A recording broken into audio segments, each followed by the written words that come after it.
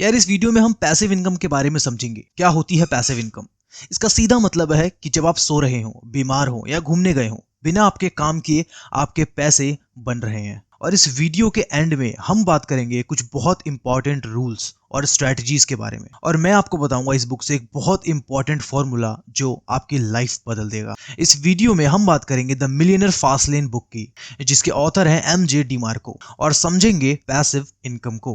Video को शुरू करने से पहले अगर आप इस चैनल पे नए हैं तो ऐसी वीडियोस मैं इस चैनल पे लाता रहता हूं, तो चैनल को सब्सक्राइब करके बेल नोटिफिकेशन को ऑन कर लें। और अगर आपको फाइनेंस से रिलेटेड किसी भी चीज की क्वेरी है या आपको किसी भी फाइनेंस बुक की समरी चाहिए तो कमेंट में जरूर बताएं। पैसिव इनकम, ऑथर बताते हैं मनी ट्री को ग्रो करना। ऑथर इसके 5 तरीके बताते हैं कि 5 तरीके के मनी ट्री होते हैं जो इस वीडियो में हम डिस्कस करेंगे। Number 1, the rental system. जैसे आप अपनी प्रॉपर्टीज पर मंथली रेंट ले सकते हैं, अपने बुक्स पे रॉयल्टी ले सकते हैं, आपने अगर किसी पे पेटेंट फाइल की हो तो उसके आप पैसे ले सकते हैं। Number 2, content system. इसमें देखो, जैसे अगर खुद का ब्लॉग रन करना, यूट्यूब चैनल चलाना, ऑनलाइन कोर्सेज बेचना।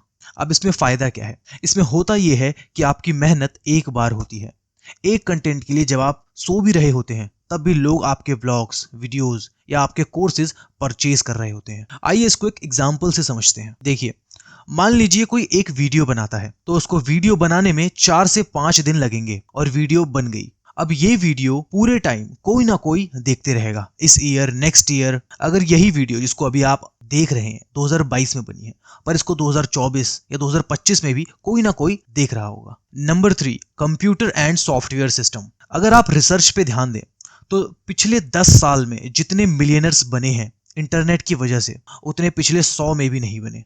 अगर आपका बिजनेस सॉफ्टवेयर या कंप्यूटर रिलेटेड है तब आप भी पैसिवली बहुत पैसा कमा सकते हैं, लेकिन ये बहुत ही ज्यादा स्किल्ड ओरिएंटेड बिजनेस है, इसीलिए सबसे ज्यादा डिफिकल्ट बिजनेस है, लेकिन इसमें सबसे ज्यादा पैसा भी है। Number 4, distribution system. आपने अगर कोई प्रोडक्ट को इन्वेंट किया है, उसे आप बेचते हैं अमेजोन पे, कोई फिजिकल प्रोडक्ट बेचता है, या फिर आपने कोई एप्लीकेशन बनाया है जिससे लोगों की प्रॉब्लम सॉल्व होती है। आइए इसको एक एग्जांपल से समझते हैं। फॉर एग्जांपल, कार बुकिंग के लिए ओला एंड उबर है, फूड के लिए जोमेटो और स्विगी है। ये सभी एक प्रॉब्लम को सॉल्व कर रहे हैं। और पांचवा, जो कि सबसे इंपॉर्टेंट भी है, नंबर 5, मनी, यानी कि पैसे से पैसे को कमाना। इसके लिए सबसे पहले आपको एसेट बिल्ड करना है जिससे आप पैसे कमाओ, और फिर उन पैसों को और एसेट में इन्वेस्ट करिए, और बस कुछ ही सालों में वो सारे एसेट मिलके आपके लिए पैसे कमाएंगे। अब समझते हैं इसके एक बहुत ही ज्यादा इंटरेस्टिंग चैप्टर को, the real law of wealth. ये एक बहुत ही इंपॉर्टेंट चैप्टर है, तो थोड़ा ध्यान से अपने पूरे फोकस के साथ इसको समझने की कोशिश करना। इस चैप्टर में law of attraction versus law of इफेक्शन का डिफरेंस को बताया गया है। लॉ ऑफ अट्रैक्शन बताता है कि जो भी आप सोचते हैं आप वही अट्रैक्ट भी करते हैं अपनी लाइफ में।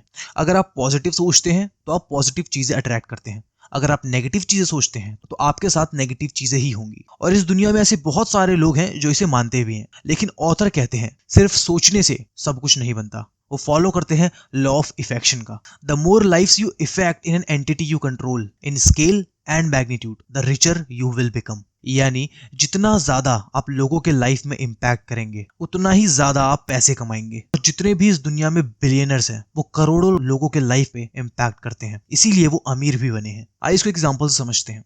जैसे आप एक रिसेप्शनिस्ट हैं तो आपकी वैल्यू सोसाइटी में बहुत कम है, इसीलिए आप पैसे भी कम कमाते हैं। लेकिन वहीं अगर आप एक सॉफ्टवेयर डेवलपमेंट करते हैं, यानी कि आप सॉफ्टवेयर डेवलपर हैं, यानी कि आपने एक सॉफ्टवेयर बनाया है इन सारे रिसेप्शनिस्ट के लिए, तो आपकी वैल्यू ज्यादा होती है, इसीलिए आप पैसे भी ज्यादा कमाते हैं। तो इसका एक बहुत ही सिंपल रूल है, इम्पैक्ट मिलियंस मेक मिलियंस। अब शायद आपको ये पता चल गया होगा कि आपको फास्ट लेन पे ड्राइव करना है, और उसके लिए आपको 5 कमांडमेंट्स को फॉलो करना होगा। और कमांडमेंट्स का मतलब होता है बहुत स्ट्रिक्ट रूल्स। आइए इन सारे रूल्स को समझते हैं। Number 1, commandments of need. सबसे बड़ी गलती जो आजकल के बिजनेसमैन और एंटरप्रेन्योर करते हैं कि वो डिलीवर नहीं करते जो कस्टमर को एक्चुअल नीड है।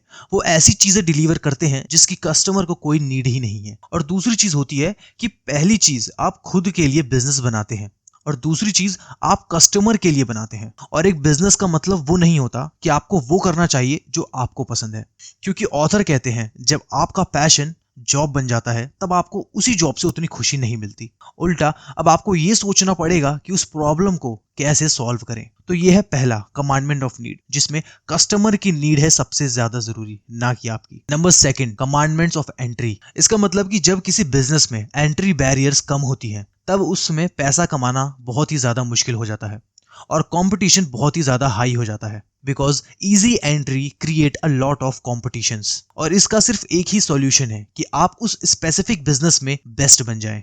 अगर आपका प्रोडक्ट बहुत ही ज्यादा अच्छा होगा तो ई कॉमर्स आपके लिए बेस्ट होगा, या अगर आप बहुत अच्छे ट्रेडर हैं तो ट्रेडिंग आपके लिए बेस्ट है, क्योंकि ऑनलाइन ई कॉमर्स की एंट्री बैरियर बहुत ही कम होती है और सेम ट्रेडिंग में भी एंट्री बैरियर्स बहुत ही कम होती है, लेकिन कंपटीशन बहुत ज्यादा है। इसका बहुत ही बेसिक मतलब ये है कि आप जिस भी फील्ड में जा रहे हो आपको वहां पे बेस्ट बनना है। Number 3, commandments of control. इसमें ऑथर पूछते हैं कि क्या आपका बिजनेस आपके कंट्रोल में है, जैसे यूट्यूब चैनल्स यूट्यूब के कंट्रोल में है, Amazon सेलर्स Amazon के कंट्रोल में है, Ola and Uber drivers Ola and Uber के कंट्रोल में है। तो यहाँ पर रियल फास्ट लेनर है ओला उबर यूट्यूब। अगर किसी और व्यक्ति के पास आपके बिजनेस का कंट्रोल है तो आपके बिजनेस की सक्सेस भी उसी के हाथ में है। Number 4, commandments of scale. जैसे हमने लॉ ऑफ इफेक्शन में सीखा कि इम्पैक्ट मिलियंस मेक मिलियंस, और यहाँ पर स्केल का मतलब है ज्यादा लोगों को बेचना। अगर आपका बिजनेस स्केलेबल है तो आपको 1 करोड़ की प्रॉपर्टी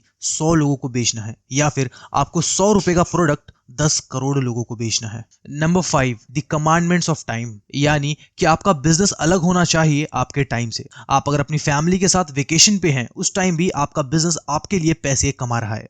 पैसिव इनकम का सिस्टम बिल्ड करना है ताकि आपका बिजनेस ऑटोमेट हो सके। दूसरा, आपको HR हायर करना है ताकि वो आपके लिए राइट कैंडिडेट ढूंढ सके और आपके बिजनेस में ग्रो होने में हेल्प कर सके। तो यही है NECST formula, need, entry, control, scale and time. अगर ये वीडियो आपकी लाइफ में थोड़ा बहुत भी वैल्यू ऐड कर पाई हो तो वीडियो को लाइक, शेयर, कमेंट जरूर करना। अगर आप इस चैनल पर नए हैं तो चैनल को सब्सक्राइब करके बेल नोटिफिकेशन को ऑल कर ले। धन्यवाद।